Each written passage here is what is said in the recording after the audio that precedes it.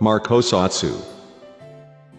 When the 01 comic was first coming out, I went to my local bookstore to obviously buy it, but to my surprise, I also saw the Kuuga Manga.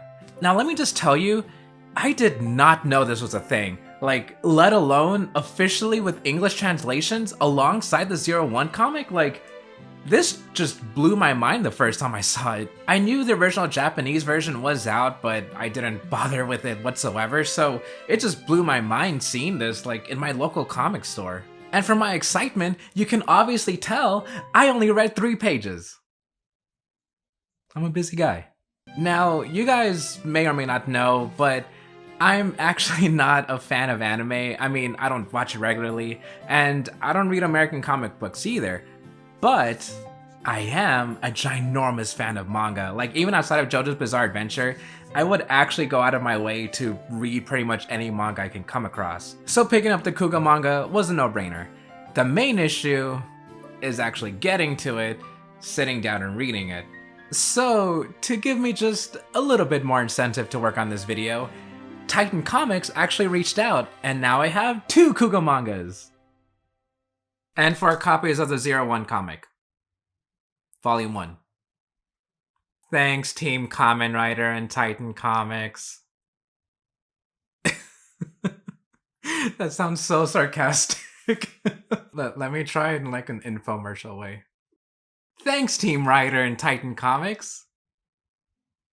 Okay, so, did you enjoy 1999's hit show Kamen Rider Kuuga? Did you enjoy characters such as Yusuke Godai and his day-to-day life teaming up with policeman Kaoru Ichijo as they kiss and fight off Grongi in a down-to-earth way throughout 50 episodes? Well, throw all that away, cause this is the manga. Now what I'm about to say is gonna sound really, really bad, but I mean this in the most positive way possible. The manga may say Kamen Rider Kuuga, but it's Kamen Rider Kuuga in name only. Ichijo is still a rough cop, and Yusuke wants to make people smile, but that's about where the similarities end. The manga feels a bit slow to me, and I already thought the original was pretty slow, but Yusuke only shows up halfway through Volume 1 and doesn't transform until the end. The rest of Volume 1 focuses on Ichijo, which I think is a great change, but again, very different than what you'd be used to.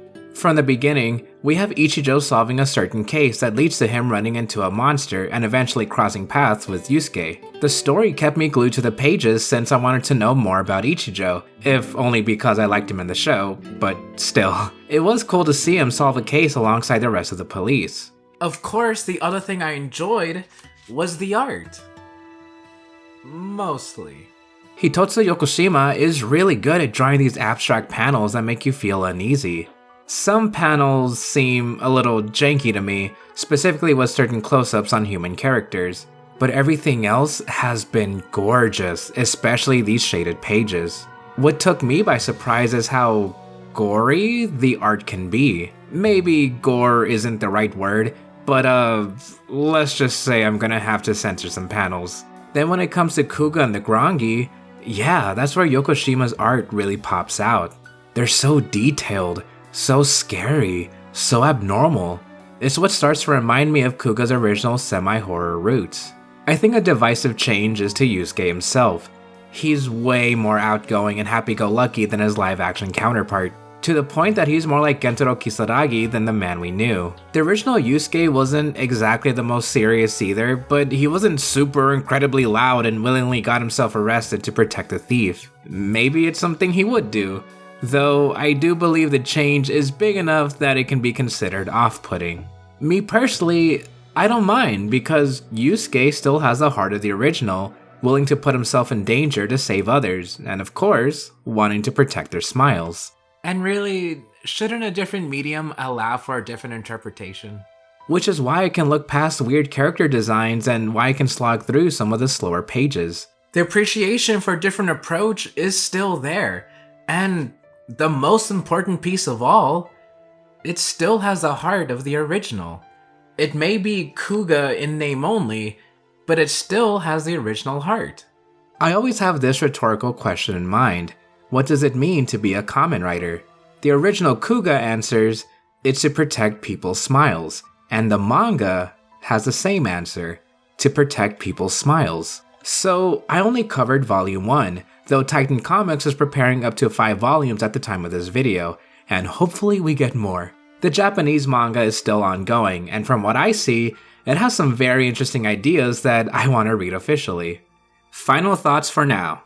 I adored the manga, but I can only recommend it if you can keep an open mind. Otherwise, please support the official release, because, as crazy as it sounds, you can buy this at your local bookstore or even a Barnes & Nobles. I also just realized there are a lot of Inui tropes in this. Toshiki Inui wrote this? Well, that explains a lot. Oh, I actually burned it. Oh my gosh. That actually was kind of cool, but I did not mean to like actually burn the book. He actually burned it. I'm so sorry, Toshiki Inui book. I did not mean to burn you. This was not the review copy. This was the one I bought. So like, I mean, I still feel bad, but I did not mean.